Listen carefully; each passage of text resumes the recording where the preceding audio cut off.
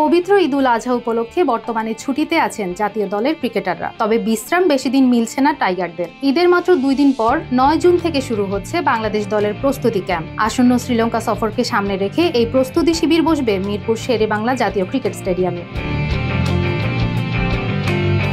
আগামী 13 জুন বাংলাদেশ রওনা দেবে শ্রীলঙ্কার উদ্দেশ্যে। তার আগে মাত্র 3 দিন সময় পাচ্ছে অনুশীলনের জন্য। বিসিবির এক সূত্র জানায়, প্রস্তুতি ক্যাম্পের প্রথম দিন থেকেই দলের সঙ্গে যুক্ত থাকবেন পুরো কোচিং স্টাফ। ঈদের আমেজ কাটতে না কাটতেই তাই আবারও মাঠে ঘাম ঝরাতে হবে ক্রিকেটারদের। এদিকে শ্রীলঙ্কা সফরের জন্য 15 সদস্যের টেস্ট স্কোয়াড ঘোষণা করেছে বাংলাদেশ ক্রিকেট বোর্ড। ইনজুরি থেকে ফিরে দলে জায়গা পেয়েছেন পেসার এবাদত হোসেন। নেতৃত্বে আছেন নাজমুল হোসেন শান্ত সহ অধিনায়ক মেহেদী হাসান মিরাজ। ব্যাটিং লাইন আপে আছেন মুশফিকুর রহিম ও লিটন দাসের মতো অভিজ্ঞরা।